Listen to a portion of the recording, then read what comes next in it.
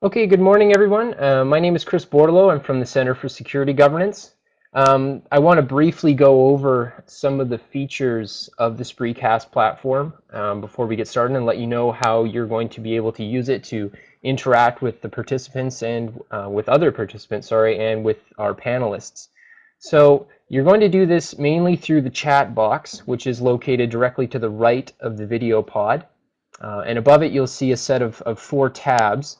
Make sure to click on the live chat button and you'll be able to engage with everyone. If for whatever reason you need to control the volume in Spreecast, aside from your normal computer or speaker volume, there's a speaker icon in the bottom left corner of the video pod, and you'll be able to use that to control Spreecast's volume.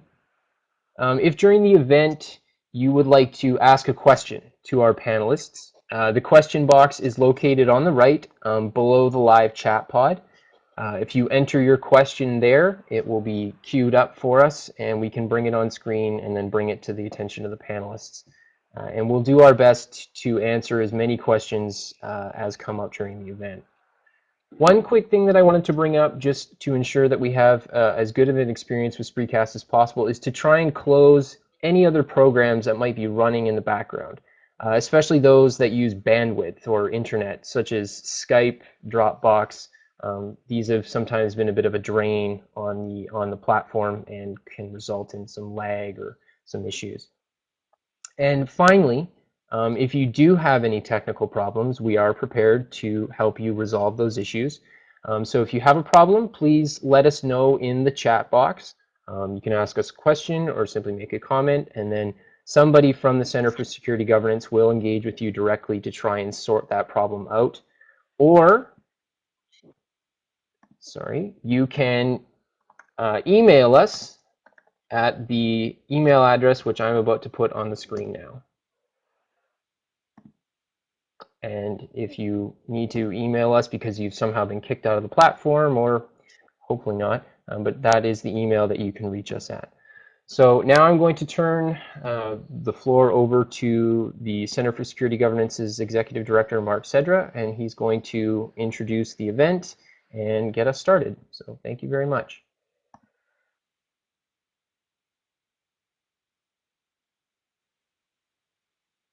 Hello, everybody. My name is Mark Sedra, and I'm the Executive Director of the Center for Security Governance. And I'm really pleased that you're all here to join us today in the virtual space here for a discussion about Afghanistan. And I'm very pleased with the distinguished speakers and friends that we've been able to assemble here today. Unfortunately, I have to pass on the regrets of Michael O'Hanlon, who unfortunately was unable to get to the office today to participate in this eSeminar, but he may be coming online soon to participate via text in the discussion.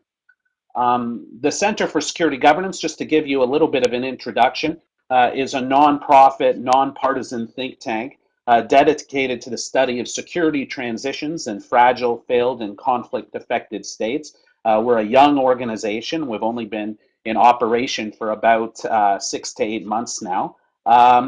This eSeminar is part of an ongoing series that we've established that will focus on pertinent security and justice sector issues globally, whether we're looking at country cases or trending thematic subjects. So please look out for these eSeminars in the future. We plan to hold something between 4 and 6 of these a year, and we will always take your suggestions for topics for these eSeminars. Now today we're examining an issue close to my heart, an area that I've worked on quite a bit over the years, which is the state of the Afghan National Security Forces, or the ANSF as will be referred to often. And this is a crucial, looking at this issue at a very crucial time in Afghanistan's transition. Afghanistan, of course, faces many uncertainties in 2014. There's the question of whether the Afghan government and the U.S. will be able to conclude a bilateral security agreement. There's the question of how many U.S. and NATO forces will remain in Afghanistan beyond 2014. There's a question of will Afghanistan be able to hold free and fair presidential elections and transfer power to a new regime peacefully. And among the many other questions, there is, can the Afghan government restart talks with the Taliban? So many uncertainties facing the country today. But despite all of these uncertainties, one thing is abundantly clear and has been for some time, that the ANSF, the Afghan National Security Forces, will play a vital role in defining the future of the Afghan government and the legacy of the internationally supported state building and peace building process. And that is why today we're going to be exploring the current state of the Afghan National Security Forces, and specifically its readiness to assume security control in Afghanistan beyond 2014, amidst a stubborn insurgency that, according to recent UN casualty figures, could in fact be intensifying. Now, as I said already, I'm very excited because I think we're privileged to have three distinguished international experts on the situation in Afghanistan. People that I've followed their work for many years and have always been impressed by the insightful contributions that they've made. Now, each one of these speakers, and I'll give brief introductions for each of them before they begin to speak, will talk for roughly 12 minutes. And once all of them have had their opportunities to make contributions, we'll have something along the lines of 45 minutes of question and answer, where all of you will be able to contribute questions in the text box, which our experts will try their best to answer. Now, with that, I think I'll just pass the floor directly to our first speaker, Ambassador Omar Samad. Ambassador Samad is a senior Central Asia Fellow at the New America Foundation in Washington, D.C. He served as ambassador of Afghanistan to France and Canada and was formerly the spokesperson for the Ministry of Foreign Affairs in Kabul. He has been an insightful and outspoken contributor to Afghan and international media for more than 2 decades. And I'm very thrilled that he took the time to join us here today. And with that, Omar, go ahead. Thank you so much, Mark. Can you hear me well? Yeah, we can hear you very well. Thanks. Good. Well, thank you so much. Happy to be online with all of you, and I look forward to the discussions today, this morning. Let me just start off by saying that we all know that we are in a transition period. And this transition period started about a year and a half ago, or even almost 2 years ago, with a lot of focus on the security transition process, which included, of course, turning over responsibilities from the international community, from ISAF and NATO, to the Afghan forces. And that is almost totally complete, depending on how you look at it. But the Afghan forces now are in charge and responsible for security in Afghanistan, which is very good news overall, and something that is going fairly well, with, of course, some problems and challenges here and there. But overall, it's a process that has gone well, and the Afghan forces have shown capability, have the capability and the morale, very importantly, to withstand attacks by the Taliban and to protect regions that are more susceptible than others. Now, this is all in relative terms. I am not trying to paint a very rosy picture overall, because I think that the glass is half full when it comes to how the Afghan security forces have done.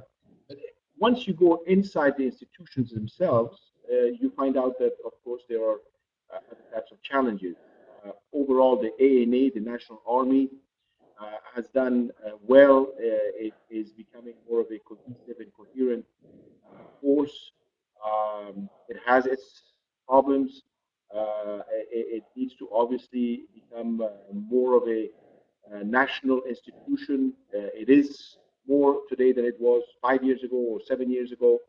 A lot of work and investment has gone into creating this ANA, and what needs to be done now is to make sure that the achievements and the success with the ANA can be not only strengthened and solidified, but that it can continue to grow and become more and more self-containing and self-reliant. Uh, Now, for that to happen, we need to make sure that the ANA and Afghan security forces overall receive the kind of attention that they have been promised by the international community, as well as the kind of political leadership inside Afghanistan that hopefully will emerge from a relatively transparent and fair and just elections. So you can see that the future of the Afghan security forces very much depends on the political track to a large extent. And this is what I want to focus on the next few minutes is to say that the future of ANSF and the ability of the ANSF in the future to perform its duties has three dimensions. It's tied to three dimensions. The internal Afghan dimension, you have the regional dimension, which is important as well because of the fact that our neighbors, close and beyond, have a lot at stake in Afghanistan, and some of them have been meddling and interfering in ways that they think is suitable and Afghans think not. And then you have the global, the more international dimension of what has been, should be, in the future should be done in terms of assisting Afghans. On the internal front, we are in the midst of course, as you mentioned earlier, elections coming up in less than 6 weeks. We're also in the midst of an economic transition. I was in Kabul just 2 weeks ago, 4 weeks ago, and the first thing that you realize on the ground is the uncertainty, the level of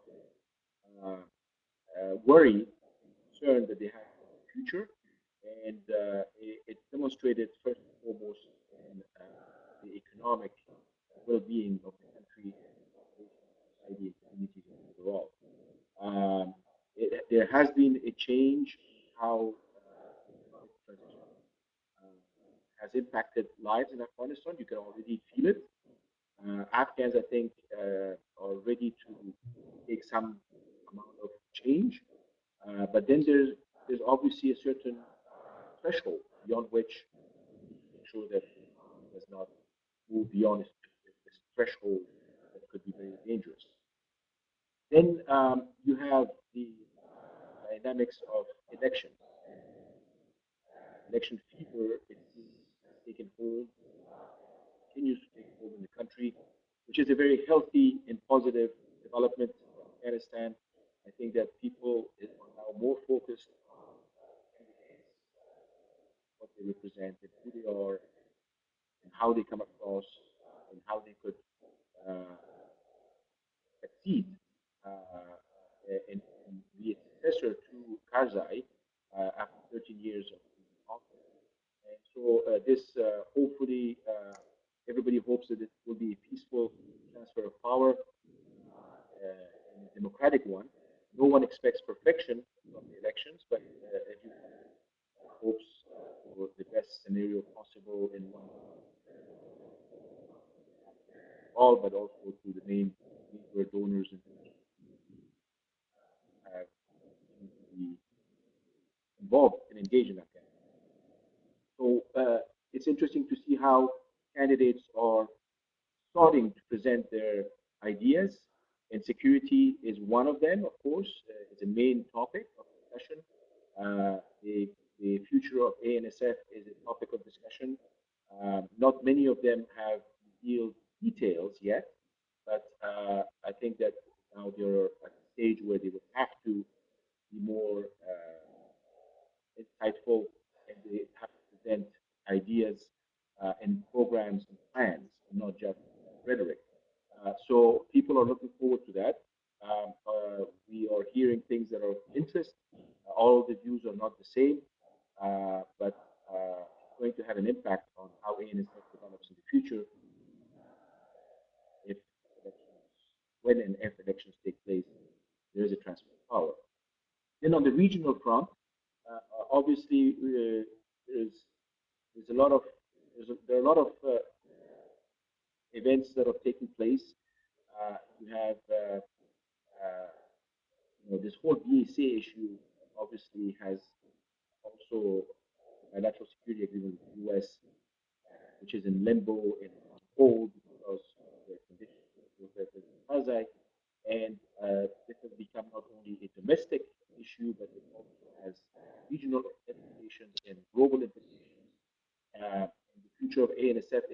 much tied to what happened in the DSA.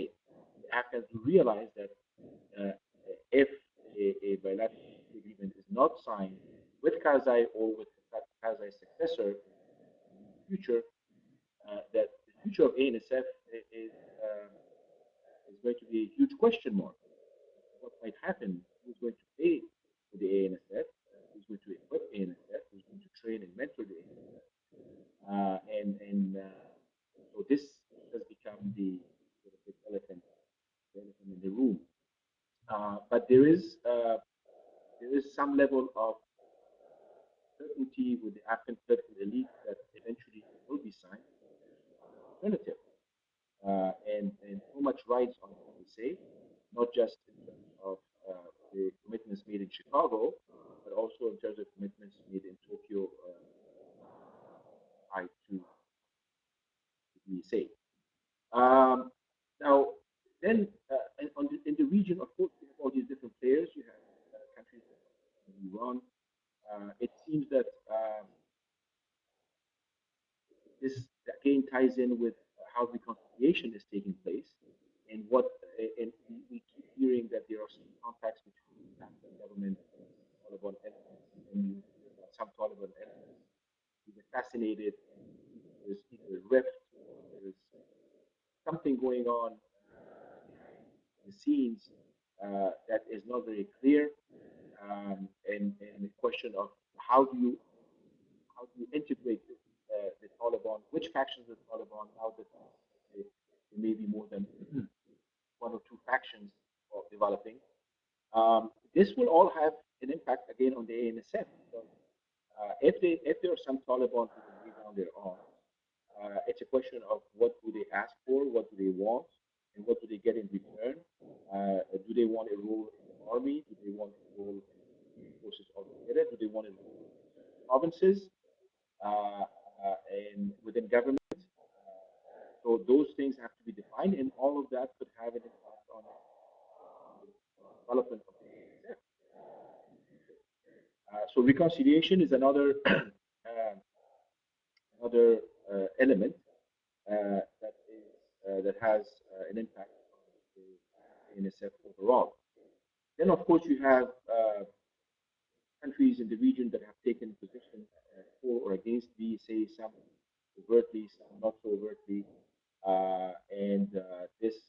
but there is somewhat of a consensus, minus maybe Iran and to some degree supporters of Pakistan who did not like a cooperation between Pakistan and Western donors.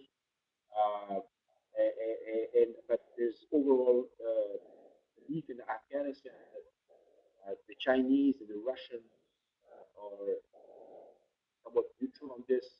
They don't see it as a threat. Their interests, to the extent that some have protected, and that other countries, of course, are for it.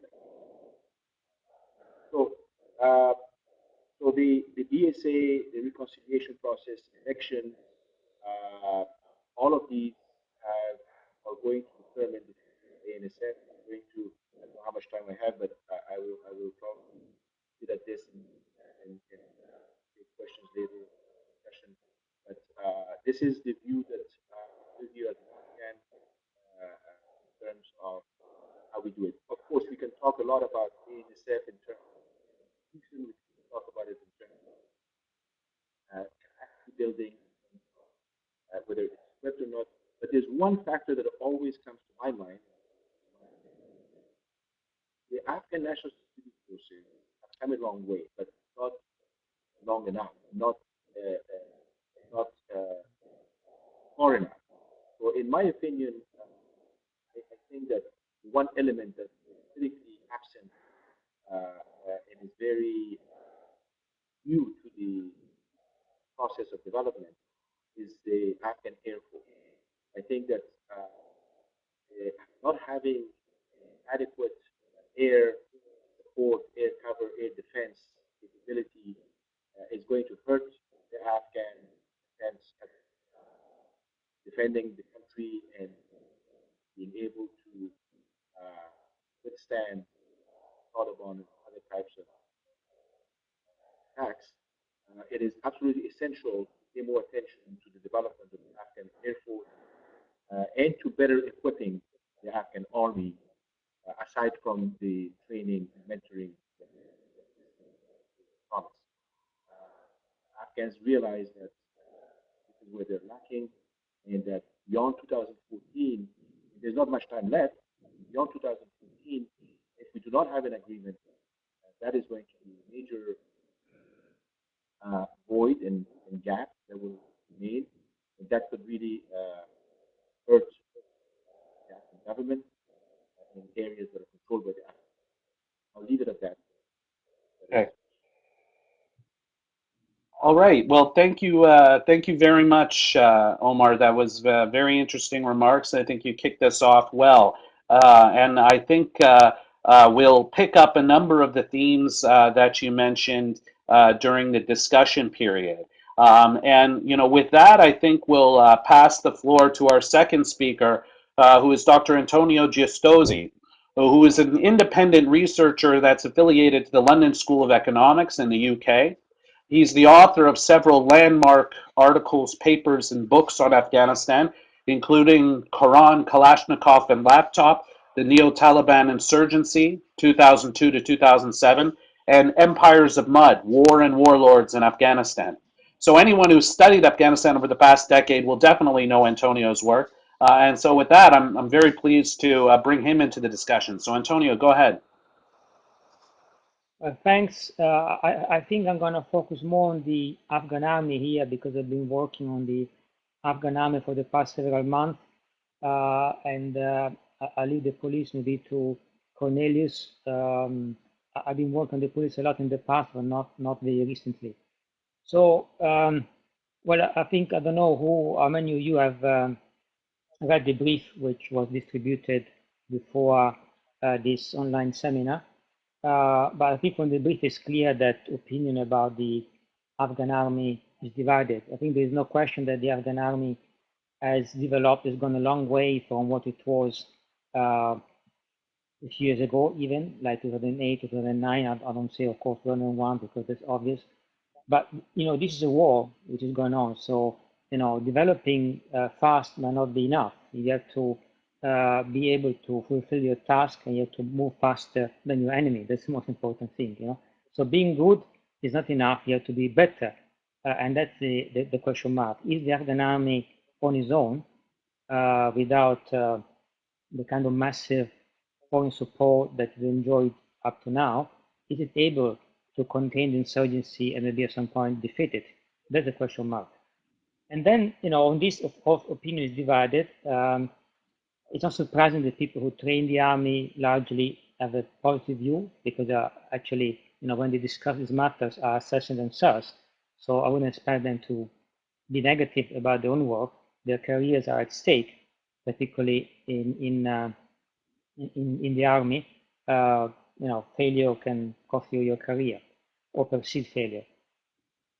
So that, I think, is not an objective assessment what we get from ISAF on the NATO training mission. Doesn't mean that it's entirely wrong, but it's not objective.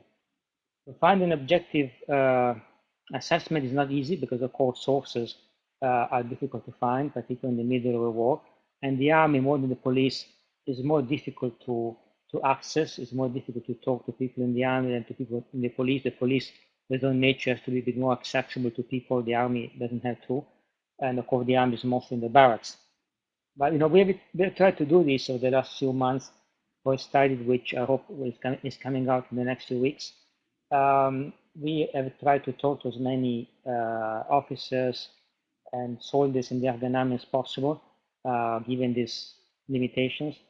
And my view is that the army has big flaws, has big weaknesses, which unfortunately are very difficult to resolve quickly. But basically, all the support element of the army is largely underdeveloped, and these are components of the army which are very difficult to improve quickly. For example, logistics. And now, of course, in the West, particularly in the United States, now there is a, you know, the United States is a country of management, is a country of logistics. They are the #1 in logistics in the world. But any NATO country, of course, now has very high standards in logistics. So if we compare the Afghan army to, say, any NATO country, of course, that would be unfair. But let's compare it to the Indian army, because having talked to Indian generals, they're not very impressed. In fact, they're quite dismissive of the Afghan army as it is. And because they say basically there are two problems. One, of course, there are a lot of people, maybe half of the people they get for training are not up to to their task. They're not. They don't have the basic skills requirements for their job, for the ranks they have. One, and two, this is an army which is being used to behave in a very wasteful way. This probably is the result of having hanged around with the wealthy armies of wealthy countries like the Americans. So they have this attitude towards, for example, consumption of fuel, the use of vehicles, which is not, you won't find in India. It's not in the Indian army there's no corruption or no misbehavior, but often Indian officers who have been to Kabul, they are really surprised by the way even surgeons in the Afghan army have access to vehicles for personal use, personal purpose, how wasteful the Afghan army is in many regards. Of course, this is something that the Afghan army might not be able to afford in the future. These are bad habits which are difficult to eliminate. We interviewed some Afghan army officers who were complaining about the fact that there's been a crackdown on fuel allowances in the army, and they're very upset because they're all making money out of that. They were selling their fuel allowance on the black market, and there was, of course, an extra source of income. It means, once you get used to a certain level of income, which is above what you get as a salary, cutting that down can have morale and other consequences. And people might say, at the end of the day, I'm not making the money I was making before, so why should I stay in the army? Of course, one problem of Afghanistan that is not considered often is that the free economy that they introduced in 2001, why positive in itself because it's bringing fast economic development, it actually makes it very difficult for the army to recruit in the first place and then retain people who have any skills. That's why mechanics in the army are always going to be in short supply as long as the economy is developing, because as soon as somebody learns the job of a mechanic, will quit the army and tend to get a better paid job somewhere else. That's not anybody's fault, but something that should have been considered. I think the real problem here is that in the Afghan army, and of course it could be said of the police as well, the most difficult specializations, which is logistics, administration, all the military combat specialization like artillery, not to speak of the Air Force, they only started developing very late. In fact, logistics only been seriously addressed starting from, I would say, 2013. That's when they really start looking at logistics and start thinking, how should logistics in Afghanistan work like? Because before, all the manuals, all the principles introduced to Afghanistan were the American armies. And I don't think now, today, anybody believes that can work in Afghanistan. The kind of logistics is very dependent on sophisticated management, can't possibly work in Afghanistan in this context. So it's accepted now that the army has to go back to something more basic, maybe what the Afghan army used to be before, or what regional armies do, Pakistan, although of course a model that Afghans won't like, but India, how they do it without too much software, computers and advanced software, how they manage it. The problem is that, as you know, it takes many years to develop a logistician, capable logistician, particularly to manage the system, and the time now is not there. And it's the same for any other field of specialization in the army. So now, although I actually think that the Afghan army is right to demand more equipment, particularly in certain fields, there's no time to train the specialists to handle this equipment. Now, the Air Force, assuming it gets what it's supposed to get, because in Congress now there are issues over the procurement of Russian equipment, but supposing that is overcome somehow, they won't get much more than that, because even if somebody agreed to provide the equipment, it takes many years to form a co-pilot, the mechanics, actually to deliver stuff, because there are complex bureaucratic procedures, things have to be manufactured, money has to be allocated. Even if somebody tomorrow by miracle decided to provide this equipment, it won't be here by 2015. Here in Afghanistan, it will not be, and nobody will be able to use it. In fact, even the equipment is scheduled now to be there, won't be ready for use in battle in 2015, the Tucanos, the Super Tucanos will not be fully operational before 2016 if everything goes all right. It means that in 2015, the Afghan army will have basically no air cover whatsoever unless some foreign country decides to continue providing that. But how? Without forward air controllers, the Afghan army won't have forward air controllers able to communicate with foreign pilots. Foreign pilots will not drop equipment without precise coordinates. Many Afghan officers don't read maps. Who's going to provide those coordinates? This has already been a problem in 2013 as the mentors started pulling back. So these are all issues that should have been addressed starting from 2002, forming officers, forming specialists, forming logisticians, administrators, not this late in the day. Of course, we know why that happens because the original plans concerning the Afghan army were different from the plans we have today. Nobody was expecting in 2002 that in 2014 ISAF, the Western armies would disengage altogether from Afghanistan. That was not the plan. At the time, the plan was to stay indefinitely. The model was South Korea. It was not withdrawing, but staying with a significant military presence in Afghanistan. It's not the fault of any of the armies involved. It's not certainly the fault of the Afghan army or the Afghan Ministry of Defense if things have changed, but they have changed, and that creates a situation, a difficult situation to handle. And that's why I'm not very optimistic. I think something can be done to reduce the problems the army is going to face.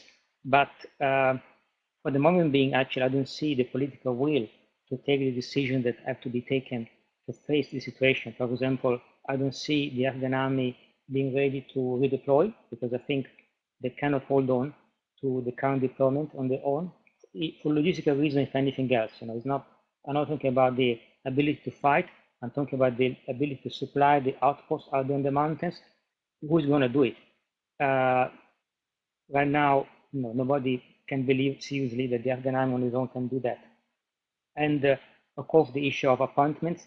There's still a lot of patronage, political patronage, nepotism in appointments, even at the top, including the last big round of appointments was clearly not meritocratic in any way. The question is, can now the Afghan army, Afghanistan, afford these political games to go on? I think next year is a decisive year for the future of Afghanistan. Maybe the political elite should get the act together and for a while at least, put a stop on this political competition over control, over patronage, because the survival of Afghanistan as it is at stake. I think I've been talking. Have I spent my time? But actually, I'm not keeping track of the time. I think I'm about to run out of time. Okay. But just to concluding remarks, there are some aspects of the Afghan army which are remarkable. The army centrally, many units are able to fight. There's no question about that. There are issues, of course, the way they fight, the tactics they use, which are not the most sophisticated. On the other hand, even the enemy is not necessarily very sophisticated in their tactics. But the enemy is also improving. The enemy is learning. As you know, the Taliban have been switching in the past year to remote control IDs. The technology is imported from abroad. They're using them more and more. And the Afghan army has no ability to cope with these kind of technologies. So you see, one should not make the assumption that the enemy is just a primitive enemy that is not evolving. The enemy is also evolving. But the Afghan army should also be able to evolve tactically. And right now, there's no elaboration of doctrine in the Afghan army. It's all imported from outside, and the mentors sometimes adapt what they're teaching, but not always. And the mentors will not be there actually in the future, except at the top level if the follow-up mission does take place. The attrition in the Afghan army is still exceptionally high, and this is a volunteer army. In fact, I don't know of any other volunteer army in the world which experience, even in war, such high attrition rate, except after defeat, but that's a different story. So there is an issue there that one should not deny, should confront why the attrition rates are so high, and why young people, despite high level of unemployment in the cities, for example, high school graduates, why they don't join the army. They rather be unemployed than joining the army. I think there are issues to be addressed. I think there is potential there. We know that when the military academy opened last year for 600 positions, there were 10,000 applications, all high school graduates. So maybe these guys could, under certain conditions, join the army. But of course, one has to ask them why you are not joining, what do you want, and under which conditions you will join the army, because that would make it easier to address, for example, common administration, logistics. If you take illiterate people and then you have to turn them into logisticians, it's going to take 20 years. At least if you take high school graduates, it's going to be a bit quicker. Yeah. So I think these human resources exist in the country. It's not they don't exist, but one should look into how to tap them. Right now, it's not being done. So then I think it's time for me to stop. Great. Thanks. Well, thank you very much, Antonio. Those excellent remarks. I think we had a great start with Omar, who gave us that overarching political view of the situation in Afghanistan. And now with Antonio, we dealt a little bit directly into the issue of the ANA. I'd now very pleased to pass the floor to Cornelius. I'll just say a few words about him. Dr. Cornelius Friesendorf is a lecturer at Goethe University in Frankfurt and a researcher at the Peace Research Institute of Frankfurt. Cornelius has written extensively on the Afghan security sector reform process, including, of course, the Afghan National Army, producing numerous influential papers and articles. And I know I personally have relied on his work over the years. So I'm also very pleased to have Cornelius with us. So Cornelius, go ahead. Thanks a lot, Mark, and the others at the center for inviting me to the discussion. It's a pleasure to be with you online, but it's great that you set this up. As you said, I would like to talk mainly about the police and focus on human rights. I think what relevant for the police pertains to the Afghan security forces more generally. Much of the discussion on the Afghan security forces is nowadays centered on issues of effectiveness. And very few people talk about human rights. I think this is problematic for two reasons. A, Afghans have a right to be protected. They have a right to be protected against predatory groups, whether these are insurgent criminal groups, but also right to be protected from predatory state actors, from police who abuse citizens or who steal their money. The other thing is that human rights are not only about morals; they are also about effectiveness. So morals and effectiveness go together. Police scholars have shown that the more legitimate police is, the more effective it will be, among others, because citizens will provide information to the police. Vice versa, a police that lacks legitimacy will not be very effective. Now, as Antonio said about the ANA, the same counts for the ANP. It's very hard to assess the state of policing in Afghanistan. There's a lot of variation across districts, across provinces, within districts, and there's no reliable data.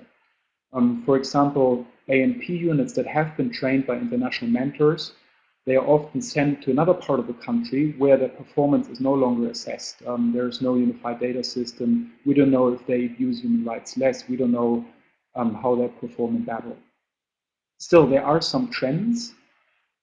With regard to the ANP, there are continuing problems with regard to drug abuse, with regard to human rights abuses, corruption. At the same time, the situation seems to have improved somewhat over the years. Most of the problems that we hear about nowadays, they relate to the ALP, that's the Afghan local police, a force that the US is trying to build up to around 30,000. And there are some positive reports in districts which are homogeneous, where there are functioning traditional structures. The ALP seems to have stabilized this, or helped to stabilize the security situation. But in other districts, especially in heterogeneous districts with long-standing local conflicts with different groups that are vying for power, there the ALP seems to have exacerbated the security situation. And the latest UNAMA report on civilian casualties in Afghanistan makes for very, very scary reading. And it talks a lot about abuses committed by the Afghan local police, especially in these districts. Last summer I visited Kunduz, and I talked to non-governmental organizations who told me about egregious human rights abuses committed by the ALP and other militia-like groups. Commanders of the ALP, in many cases, they pursue their own interests in these long-standing local conflicts. It should be said, and Antonio has provided great evidence for that in his book on the police, that people accept some level of corruption, some level of police brutality, as long as police establish a modicum of security. But there's a threshold. There comes a point where police no longer accept human rights abuses by the state or by semi-state actors, and they will turn against the state. And there are indications that human rights abuses committed by the ALP, they have been a very convenient recruitment mechanism for the Taliban and other insurgent groups. Now, it is very difficult in Afghanistan to make human rights the focus of policing. One reason, of course, is, and I would just like to go through a couple of reasons for why that is the case. One reason is, of course, the presence of a well-armed, well-organized insurgency, and that puts a premium on making the police stronger, not necessarily more accountable. So 90% of what we hear from NATO, from individual donors, it's about making the police stronger. At the same time, it doesn't really seem to work. Casualty figures of the ANP, that's the official police, they are staggering. I think last year they were at around 80 police officers killed per week. And this is probably underestimating the scale of casualties. The actual rate may be higher. It's very difficult for police in Afghanistan because they have to play multiple roles. Even in countries where there's functioning infrastructure, where you have ministerial support, where, as Antonio said, there is proper logistical backup, where police are paid very well, where their salaries are not stolen. Even in those countries when police have to perform various roles, it's very difficult for them. In Afghanistan, they have to switch from sort of community policing to fighting insurgents and back. They have old weapons, they're often not paid. They are told to perform static guard duties in remote areas where they are attacked, killed, blown up by insurgents, by criminal groups.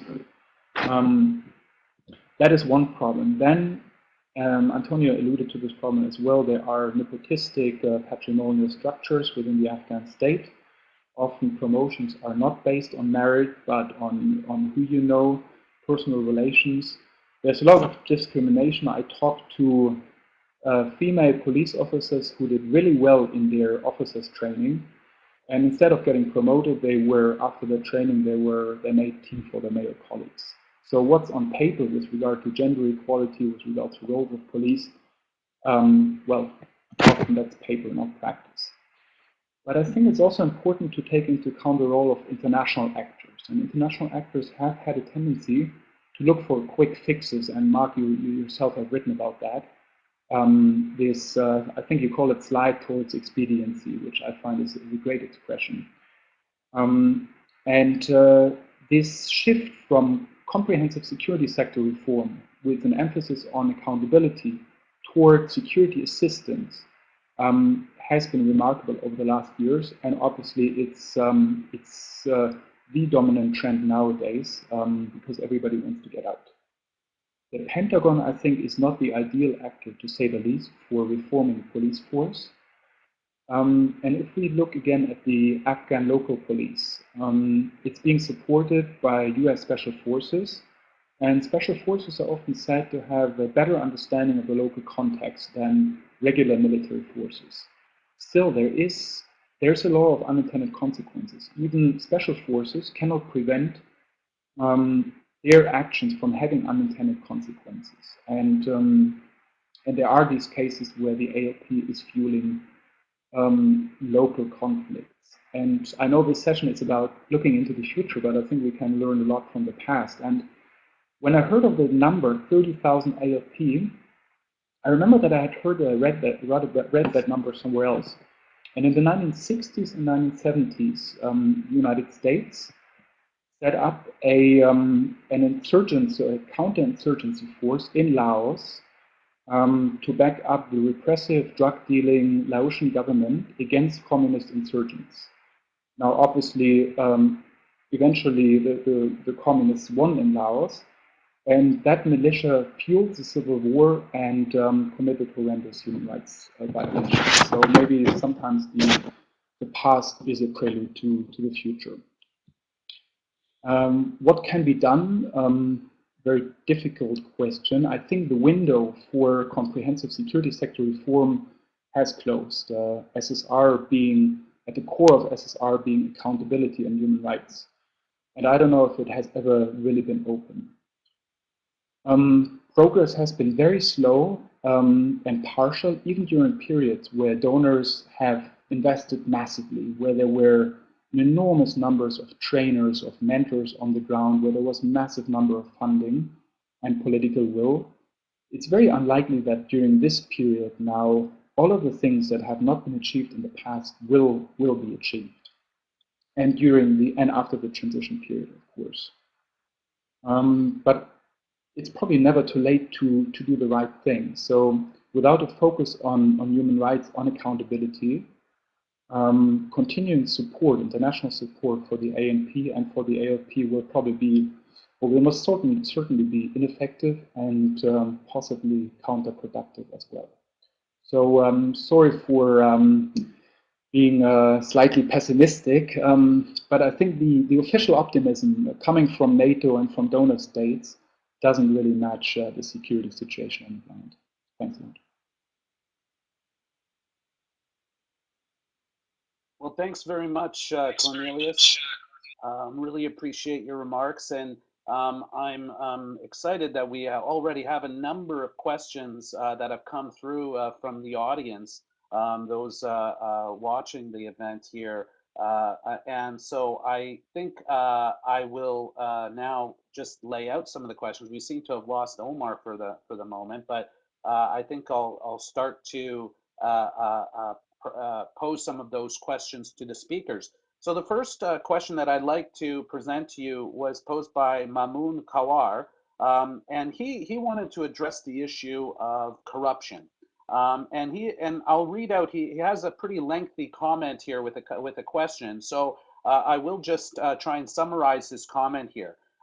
He says that one of the challenges for the Afghan National Security Forces is corruption. And he remarks about how in the background paper we discuss the proliferation of corruption within the security forces, things like unofficial checkpoints where money is pilfered from motorists and so on.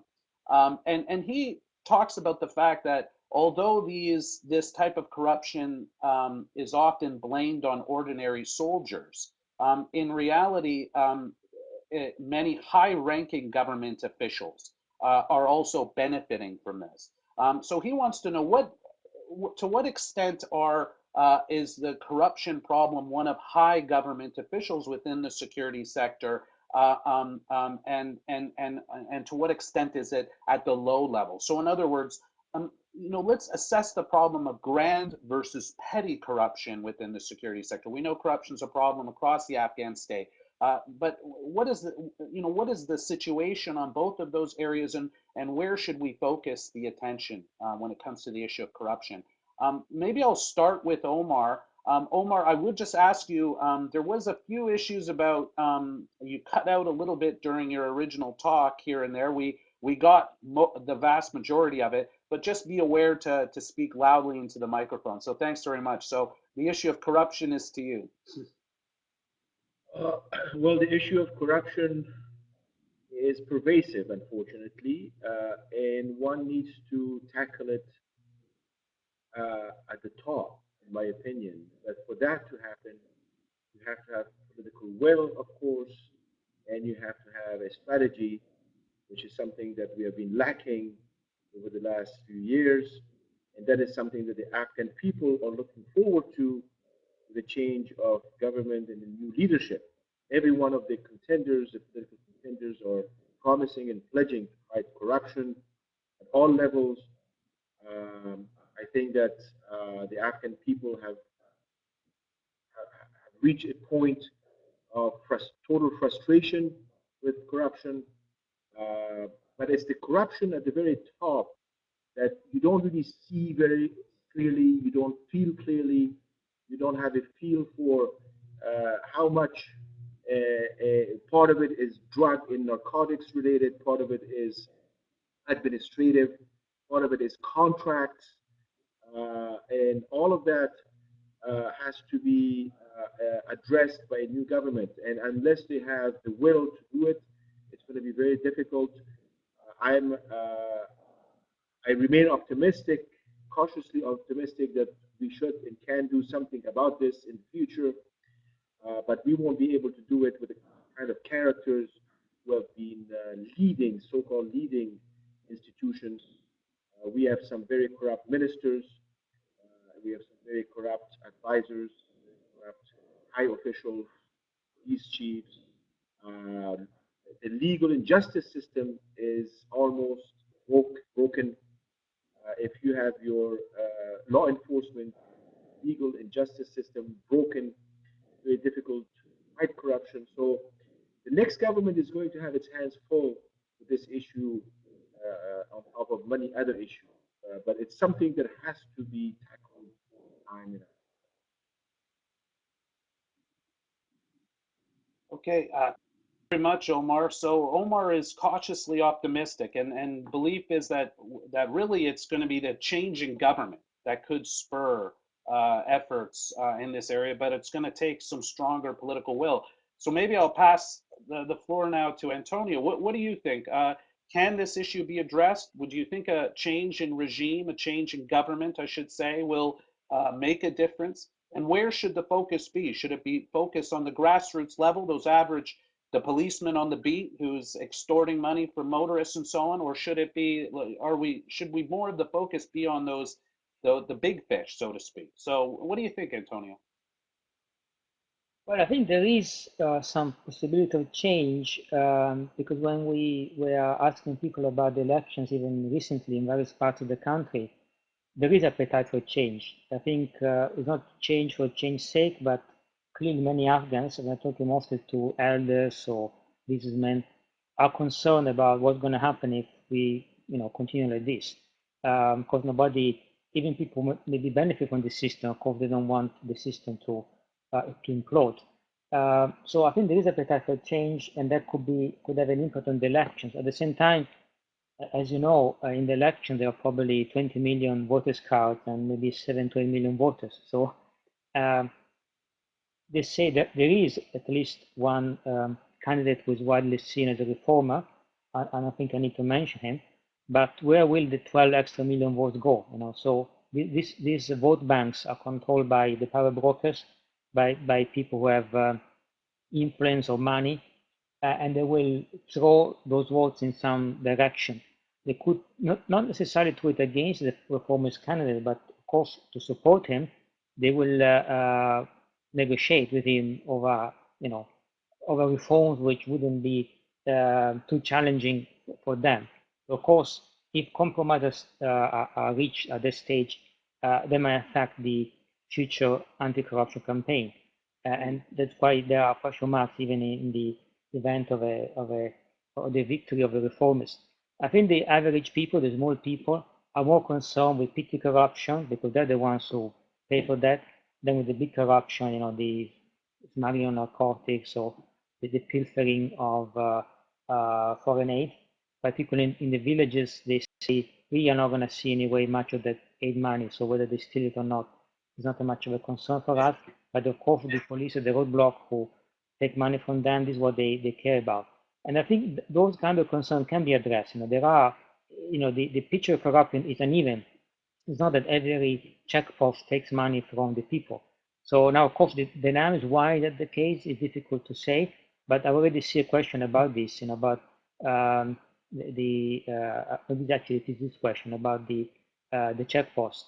I think it's difficult to demonstrate, but it seems clear that there are patterns, that there are whole patches of roads, for example, Farah, when we try to assess that, where you would see that all the checkposts are taking money, and then you will have, whole patches of the highways somewhere else where nobody in the police asking for money. That seems to suggest the involvement of senior officers. You know, this kind of this kind of pattern. We have whole provinces where corruption is more of a problem. Whole stretches of the highways where this kind of petty extortion is more of a problem than elsewhere. So that means on the positive side that something can be done. Where there are officers who are not corrupt, they can control the situation. Particularly, we notice that former military in the police tend to be better at enforcing discipline in the ranks of the police, because the police, after all, is a militarized police, you know. And of course, in the middle of a war, you know, enforcing discipline sometimes requires certain skills that not always people in the police have. So whatever the case, you know, I think there is some potential for at least, you know, this kind of petty corruption to be addressed in the near future.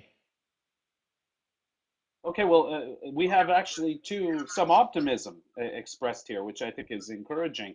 You know, Cornelius, I mean, we've seen, of course, though, you know, Afghanistan placing near the bottom of Transparency International's Corruption Perception Index.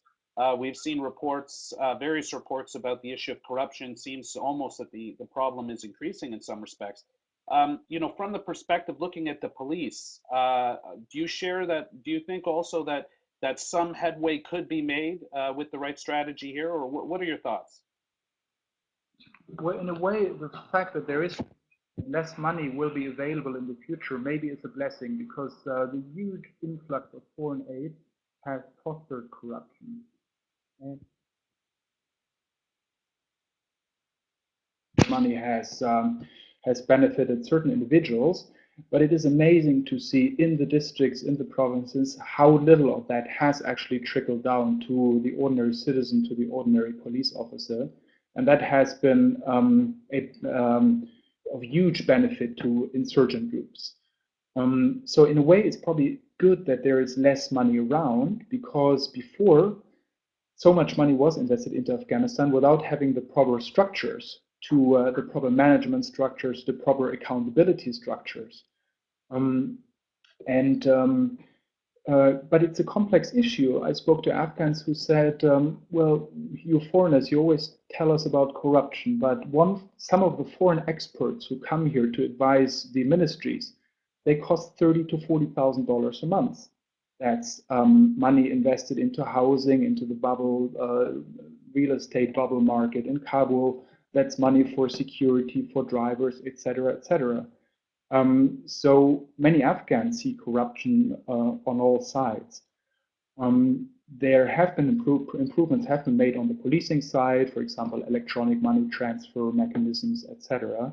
So it's probably better than it was a few years back, but it still is the case that that the police often is not really helping citizens, but shaking them down. Now I'm going to a question by Yannick Hindarani of the OECD. And he says, he asks the question, is the renewal of a security deal with the US seen as an impediment to talks with the Taliban? And do any of the presidential candidates have a plan B in mind?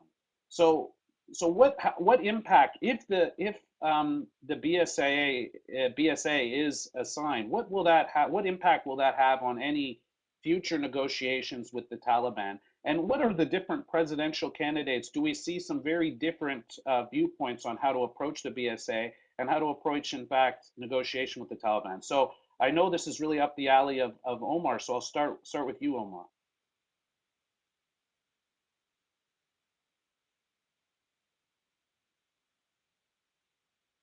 Omar? Okay, we seem to have lost Omar, so I'm going to pass the floor. Antonio, do you want to address that? You know, looking at what the impact of the BSA, if it's signed, what impact will that have on talks with the Taliban? Well, in terms of what the Taliban think, I think they would rather not have the BSA. So in terms of Taliban attitude talks, if there will be no BSA, it might be easier to talk to them, except they might then think that they're going to achieve military victory very easily, and therefore they might not be interested in talking at all. In terms of the Kabul government, I don't think that necessarily has an impact. The problem is not the BSA per se. Of course, if we assume that without BSA we don't have any kind of foreign support, direct or indirect, for the security forces, soon there won't be an Afghan government in Kabul. So, then the issue of negotiating with the Taliban wouldn't even exist.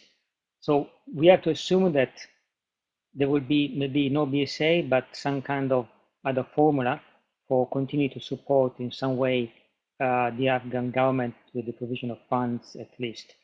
In that case, I don't think that necessarily this will have a very big impact. I think mainly it's a matter of perception on two sides, how strong international support for either side in the conflict is, because of course the Taliban have their own source of international support.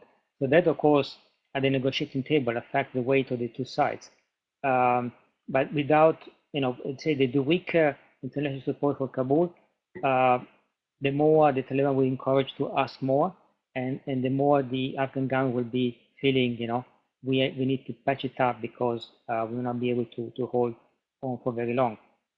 So I think the impact is not necessarily something straightforward. There are, in some regards, it might make things easier if there is no BSA. In other regards, more difficult. Okay. Omar, now that we've got you back, I was wondering what's your view? Did you get the question, or do you need me to repeat it? If there's a question being posed at this point, I cannot hear it.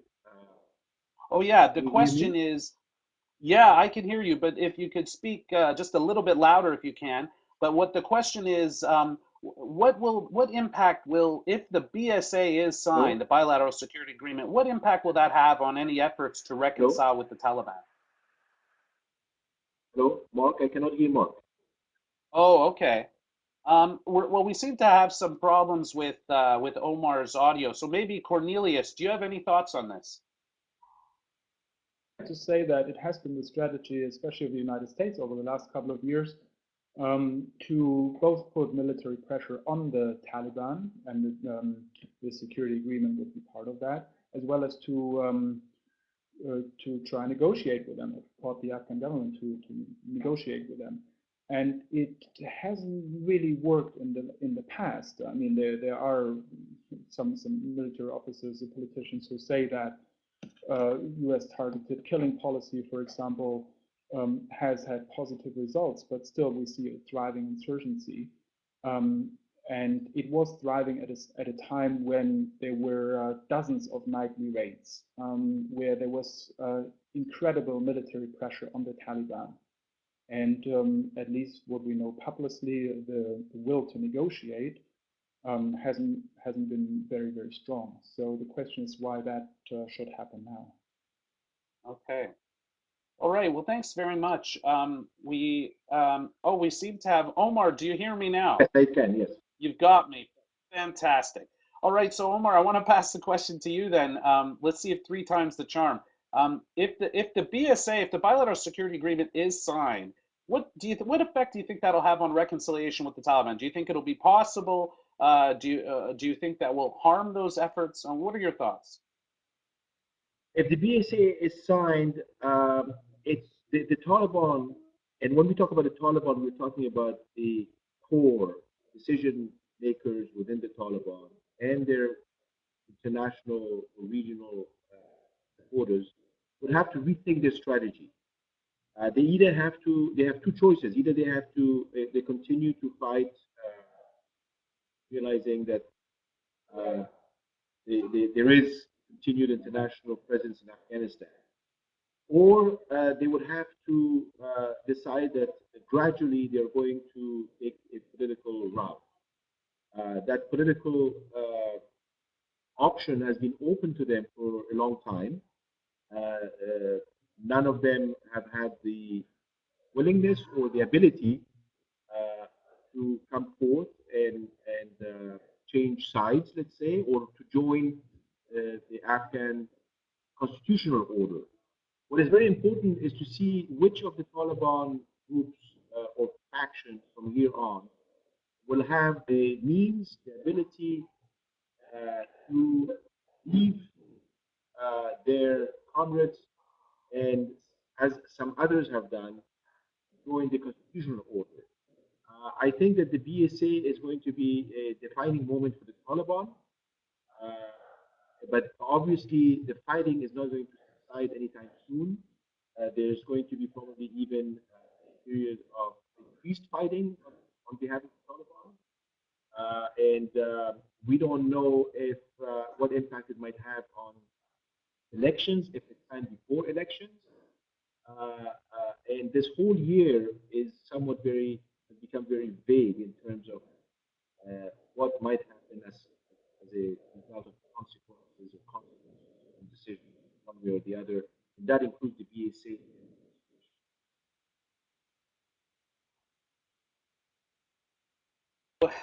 So it appears like it's going to get messier before we see the situation begin to resolve itself, hopefully. Now, I do have one question, which this question is directly for Antonio. I'm going to put this on the screen by Bart Hugaveen. And Bart's asking, talking about your suggestion, Antonio, about going back to basics, essentially going low tech for the ANA. In a way to that you can create an ANA that will match the resources that are available. And he says, is that enough to win? Does the ANA require more technical skills or rather more political representativeness? So what do you think about this idea of going back to basics? Is that realistic now at this stage? Well, to some extent it's happening. For example, in logistics now, there is an effort to abandon at least some of the logistical model imported from the Americans and try to go back to what the Afghan army was doing before, because some of the people who doing logistics in the army have experience of doing it in the 80s and early 90s. So, you know, in some field it's going on. You know, whether it's enough to win, you know, I think sometimes you have to choose the lesser evil, so to speak, you know. So it's better to have a weak system that works than a very great system that doesn't work. Then, you know, with regard to other fields, of course, logistics is only one of the very important fields which, you know, where an army needs to be proficient to be successful. I think political representativeness is an issue because, of course, if at the center of the state, so in Kabul, there is disruption, if there is conflict, if there is disagreement, which could be the case after the elections, if we judge by the standard of 2009, then of course the morale of the army would be affected. If you remember, autumn 2009, there was a collapse in recruitment in the armed security forces for a few months until they raised the salaries very considerably, and then of course the political crisis was resolved. People in Kabul were talking about the possibility of a civil war, which I think was an overstatement, but means people in the army and inside the army were very concerned. So you don't want to serve in an army, you know, in a country where, you know, you expect everything to unravel. Now I don't see the question anymore, but I think there was something else which was also raised. Now I'm looking for the question somewhere. Yeah. Back to budget. Well, I think you largely got it. I think Yeah. to me this raises another issue, which I think all of the speakers brought up to a certain degree. You know, which is this issue of the sustainability of the Afghan National Security Forces. The estimate is NATO estimates that the Afghan government will need roughly $5 billion a year going forward in subsidies to sustain the Afghan National Security Forces. That sounds like very ambitious to think that you can get that type of level of funding for the foreseeable future. So, I mean, first of all, I guess I'm asking you to look in your crystal ball to a certain degree, but do you think this money is going to be forthcoming? Do you think donors will commit to this level of funding in the coming years? And if it doesn't materialize, what do you think will be the impact on the Afghan National Security Forces? I mean, obviously, the worst case scenario is they'll collapse. But what do you think is the impact of this funding situation? Because I think we're facing a potential funding crunch. So maybe I'll start with Cornelius, because you've gone last always. So go ahead, Cornelius. You can kick us off. Thanks, Mark. Well, in 1989, the Afghan army won a pretty big battle against the Mujahideen, But a few years later, it collapsed, and it collapsed largely because the Soviet Union had withdrawn its funding. It's probable that NATO will have learned from the event and will continue providing funding. It will be very difficult to put the money where it's needed most to make it work without foreign advisors, without foreign mentors, without people who are a lot of people who are knowledgeable about these very complex systems, logistical systems, technical systems, et cetera, et cetera. But there is a financial crisis in parts of the West. Politicians will lose interest in Afghanistan, and that will probably make it harder to justify continuing funding, especially if we're talking about a period of 10, 20, 30 years. Great. Antonio, what are your thoughts? It depends, if there is a reduction in funding, how fast it happens. If it happens suddenly, so instead of 5 billion, 1 year will suddenly fall to 2 or 3 billion, or of course, even worse, if it falls to zero, then I think collapse is inevitable. If the reduction in fund is gradual, I think what the Afghan security forces will do will adjust basically by reducing the regular forces, the size of the regular forces, and create more irregular forces like various type of militias, which are already growing in numbers. But you will see a much faster development of these forces, each of them having his own way to raise funds, either privately through what we describe as illegal activities, or as it is already happening by courting neighboring countries for support. But you will have a patchwork of militias with different loyalties, maybe formally linked to the government, but in reality having at least multiple loyalties. Yeah. Okay, Omar, you're in the Beltway. You're in the heart of the United States. What do you think there's going to be an appetite in Washington to fund the Afghan National Security Forces going forward? And if because of course they will have to pick up the majority of the bill. And if there isn't, what are are you concerned about the future of the Afghan National Security Forces? I would be very concerned if Congress loses interest to the point where they would cut whatever has been pledged within Chicago and Tokyo. I think that there is obviously a lesson to be learned from history. 1989 obviously was a lesson to be learned in terms of leaving the government without any support in conditions where they cannot raise their own revenues. But at the same time, immediately that very much depends on the BSA being signed and on the results of elections in Afghanistan. I think that if there is somewhat of a reformist leadership team that can emerge, where there's some hope that they can tackle some of the issues at the time, that would reignite and regenerate some optimism in Congress here, for example, or in other capitals, and put us back on track. In case there isn't, I think that we are going to face a huge, not only security problem, but a political one as well, and obviously economic. If the ANSF be supported over the years, but Afghans and the political class in Afghanistan is very much aware of this. There are those who are spoilers who are also very much aware of this, and those spoilers, whether they're within Afghanistan or outside Afghanistan, would like to probably, some of them would like to see such a scenario develop because they probably see instability in Afghanistan to their benefit, and others who see instability in Afghanistan or going towards a militia type conflict as not beneficial to their interests. So, I think that everyone, most of the stakeholders would do everything possible to avoid this scenario. Okay. All right. Well, thanks very much. That leads me to another question that I've had, which I'm going to put on the screen here. This is also again from Bart Hugeveen. And he says, what's the role of the neighboring states, positive and negative, in improving the effectiveness of the army and the police?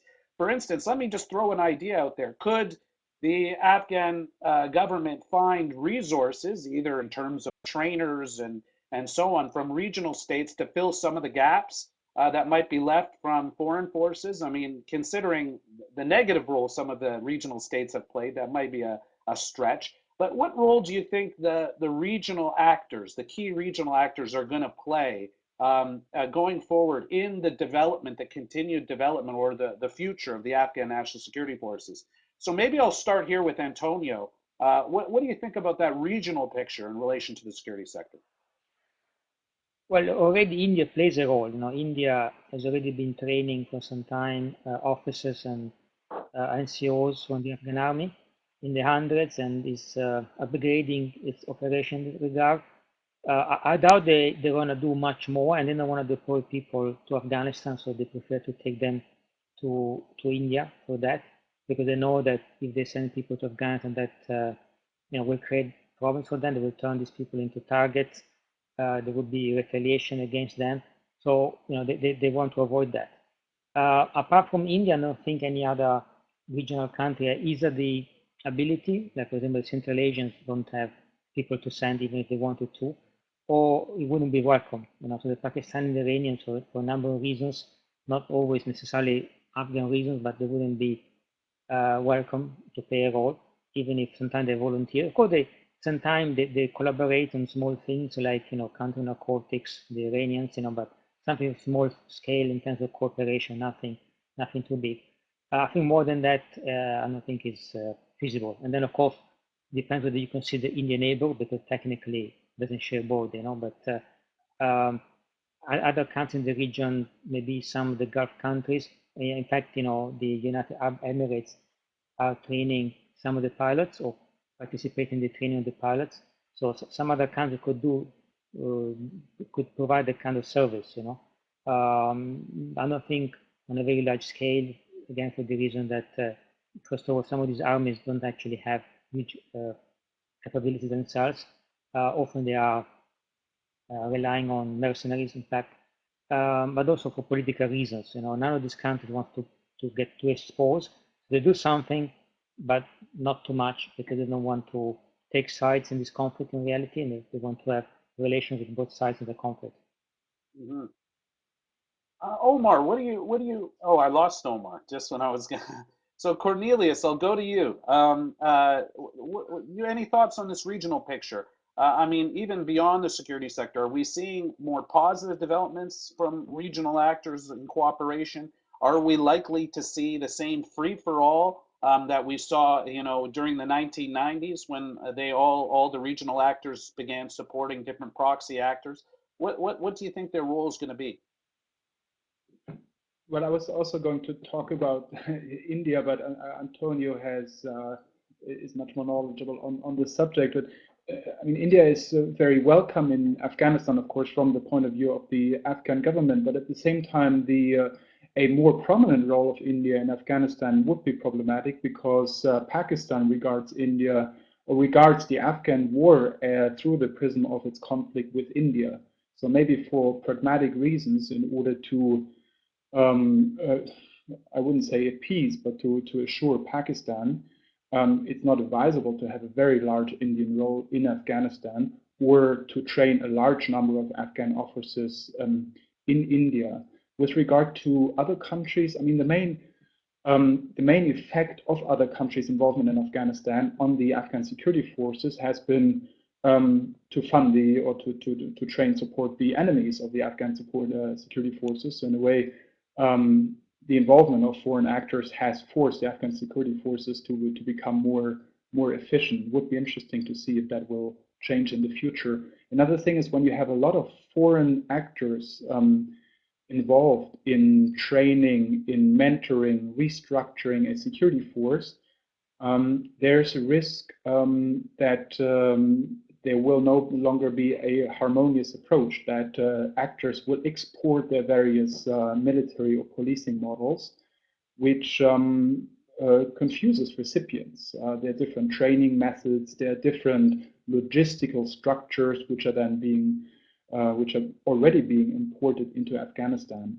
Everybody talks about donor coordination, but nobody really wants to be coordinated. Yeah, absolutely. Omar, what's take a broader look. Where do you think looking at the regional picture beyond 2014, especially now that we're seeing a downsizing, it could be a radical downsizing of the international presence and involvement. How do you think we're going to start to see regional players fill some of those voids, negatively or positively? I mean, where do you see this going? Well, most of the Afghan political class at this stage think that Hamid Karzai wants to shift uh, attention and the focus from being, for being in Afghanistan that is on the international agenda to the regional agenda.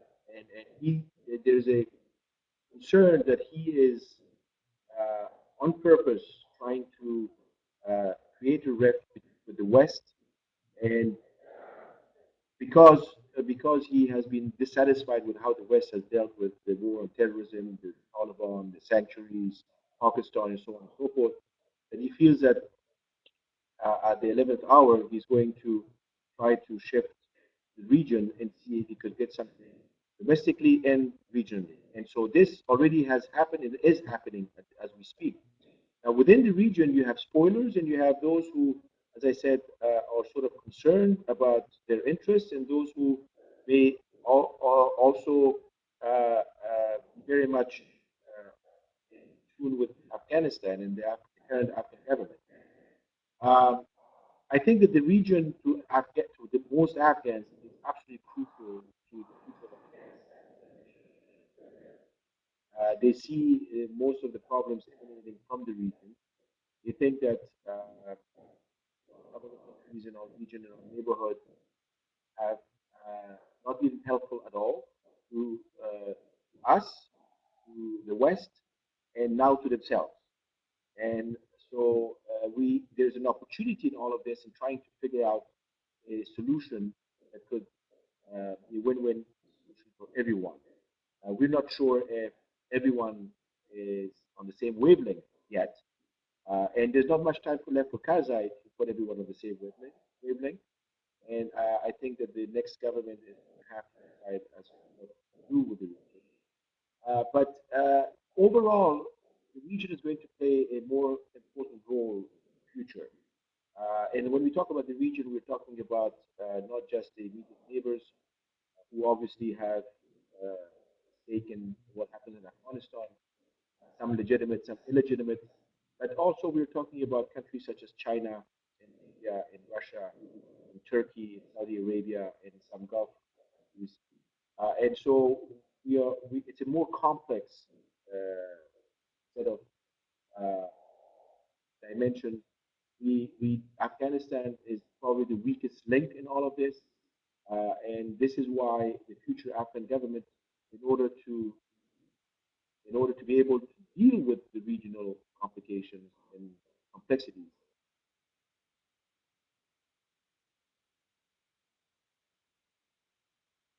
Oh, okay. Unfortunately, I think we lost Omar again. Okay, well, I think he made some great points there about the political shift of President Karzai looking more to regional actors and away from the West, and also I think bringing in an important point about the other big regional powers, the superpowers, and so on, China and so on, and their future engagement. I think which we have to watch closely. We only have time for one last question, and I'm really want to apologize that we had a lot of questions, but unfortunately we're running really short on time. So I'm going to put on screen our final question, which is really dedicated to Antonio. And it's talking, but I think I'll throw this out to anybody who wants to answer it, but it's talking about the actual capabilities of the ANA. So the fact that, as Omar talked about earlier, as Antonio, you discussed, the security transition has been taking place already for several years now. And as Humayun Hamedzadeh states here, the Afghan National Army has not lost significant territory. So with that in mind, what do you think its chances are going forward in combating an insurgency that really hasn't shown any signs of diminishing? So can the ANSF, in other words, keep the insurgency at bay? So I'll start with you, Antonio. What are your thoughts? Well, for the moment being, actually, the insurgents haven't tried to take territory. They haven't really tried to take districts, not to speak cities, or to cut off the main highways. It's because for the insurgents, it's much more convenient to keep the Afghan army overstretched, deployed as far as possible, and harass it. And the same applies to the police. So, they attack the communication lines, they try to inflict as many casualties as possible. It's still the stage of attrition where they try to wear the Afghan security forces down before 2015, when presumably they will make their push. There's no point now for them trying to take territory, because they know that in that case, ISIL will probably intervene to help the ANSF to gain territory back, and certainly they will provide support, as it happened in a number of occasions last year. So we don't really know yet. Basically the test will be in the future. The test has not been passed yet. As I mentioned, the problem is that, and I think the surgeons agree on this, they see the Afghan security forces overstretched, the deployment in certain mountainous areas, particularly in the east, is vulnerable. The focus on the south also vulnerable, because the south has to be supplied. The south is not autonomous in terms of supplies, and the stocks are not very high. The stocks of supplies in the south, and they have the army has one large logistical supply depot, but not going to last for long. So the south is vulnerable, particularly in Wardak, Ghazni, where the Taliban are strong. The army is not heavily deployed there, and the highway crosses some difficult territory, particularly Saidabad and Wardak and areas like that. So we've seen in the past year the Taliban trying to strengthen their presence exactly in these areas, and also strengthen their command and control capabilities in the area, which suggests, maybe in the future this is one of the places where they will try to cut the highway. So I don't expect a sudden collapse of the Afghan army, certainly not in the early months of post-transition of 2015, but certainly attempts by the insurgents to attack the communication line where they're more vulnerable. And the insurgents are quite sophisticated strategy also, because, as you know, they're not alone in making the strategic calculus. So it won't be, they know that they can't try to take the cities without first opening the roads, because they don't have the logistics themselves to take a city. Normally the supplies or ammunition is 24 hours. To take a city, you need 1-2 months of supplies. In 1999, when they tried to take Jalalabad, at least first they took Torkham and opened the road to Jalalabad. They know that's the first step. Even then they knew, and they failed, So these lessons are in their mind. They will be more careful this time, because the advices are the same. So I think the test has not been passed yet. And they study the Afghan security forces as we do, and they try to identify their flaws. And I would advise the Afghan security forces to do the same, to try to identify their own flaws and try to address them rather than wait for fate. Okay. Okay, well, we've run out of time now, but I would like to just ask each of you to just in a minute or so, just to lay out, if you have any final remarks, just keeping in mind, looking forward beyond 2014, we of course have several important events going forward, whether it's the issue of signing the BSA, I should say, whether it's looking at whether funding will come through for the Afghan National Security Forces, the elections, and so on. But where do you see things going? How optimistic, or I mean, some of you already talked about your optimism or pessimism, but if you have any final words on the way ahead. So maybe I'll just start here with Cornelius. As I said, it's probably, I would say that whatever is done or will be done should be assessed from through the prism of human rights, the impact on the population on the ground. And we're hearing a lot of talk about the strategic situation. We're hearing a lot of talk about Western interests, but it's important not to forget that Afghans have been promised a lot since late 2001, when the Western or US-led intervention began. And there have been positive results. A lot has been achieved, and I would have been surprised if nothing had been achieved, given that hundreds of billions of dollars have been invested into the country. Very little in the first years after the fall of the Taliban, but then more and more. But still, there have been problematic consequences for the Afghan population as well. And again, the rising number of civilian casualties, the number of people killed and maimed over the last couple of years has gone up steadily. There have been human rights violations in prisons run by international forces, run by Afghan security forces. The number of refugees, internally displaced people is growing. Afghanistan is a hub for human trafficking, human smuggling. So I think it's important when considering the big strategic question, the regional solutions, interests of America, interests of Europe, not to forget that there are millions of people on the ground who have suffered and continue to suffer from this war, and their interests should be put first. Yeah, I think that's a great point. Thanks, Cornelius. We have to look at this also through a human rights and human security lens. And the reality is, I mean, many Afghans are voting with their feet. We see Afghans of all classes, many trying to leave the country at this stage. And so I think they themselves are showing that they don't have a lot of optimism for the future. So I think that's something we have to bear in mind is how has this this intervention actually affected Afghan population? I think the picture has been mixed. We've seen a lot of progress, but also setbacks. So so maybe I'll go next to Omar. What are your thoughts? Final words. I expressed my thought earlier. I'm cautiously optimistic. I think that if we can get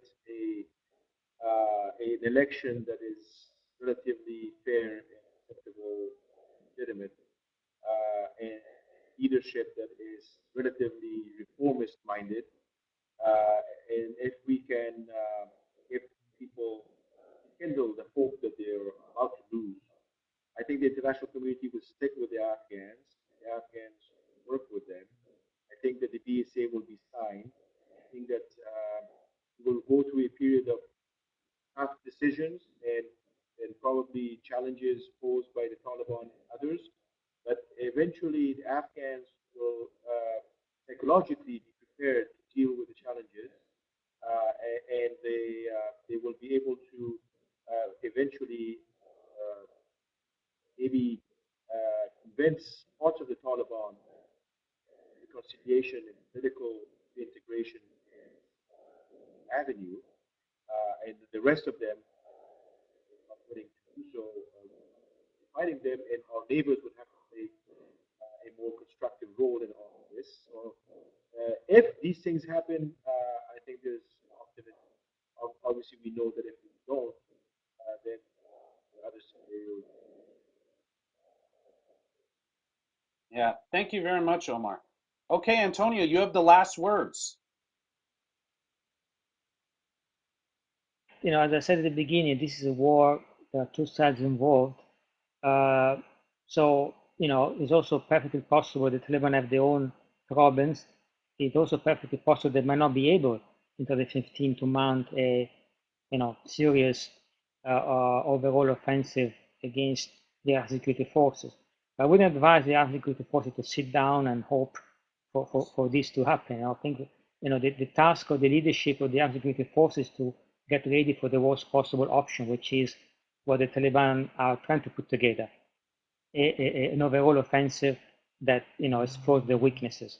So in this regard, you know, I think there are windows of opportunities. You know, the difficulties of the Taliban at least give some time to the Iraqi security forces, some options, but these options this time should not be wasted. It's already happened many times in the past that they missed the opportunity when the Taliban were in serious difficulties in the south.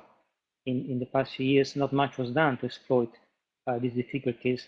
I think these mistakes should be avoided in the future because these opportunities don't present themselves too many times. You know? So there are rivalries with the Taliban. It's difficult to map them, and it's difficult to know how that is going to end. We know that they talk among themselves and they try to address some of these issues. They might succeed, they might not succeed. A bit like the the Afghan government, there are rivalries, divisions. We cannot be sure that that will lead to the implosion of the coalition government now in Kabul. These are, there are various options that are there, but one should do his best to prepare themselves for a difficult future. Well, great. Thanks very much, Antonio. This is fantastic. Yeah, I really enjoyed this. I think I'm hopeful somewhat because there were some optimistic tones to many of the comments that were made, and I think as our speakers have mentioned, a lot will depend on what happens with the BSA and particularly the Afghan elections. And I think, but we face some really big challenges ahead in Afghanistan, and there could be some disastrous results unless we maintain the momentum and some political will to move forward here. So thank you again to our speakers for their contributions. I've really enjoyed it. Please, all of our audience, be aware that a video of this event will be available immediately after the event. We'll post a link on our website, but also you'll be able to find it here on the Spreecast website. But we'll let you know about that. And we will also produce a summary report from this event that will be released within the next 2 weeks, which will lay out what we thought were the main takeaway points from this discussion. So thanks again for everyone for taking part. And I apologize for those who were not able to get their questions posed. But I think this was a very fruitful discussion. And please do keep your eye out for our next eSeminar in the next 2 months. Which we're still deciding on a topic, but we look forward to seeing you there as well. So thank you very much, and I bid you adieu for the day. Thank you. Thank you. Thank you. Thank you. Bye. Bye. Bye.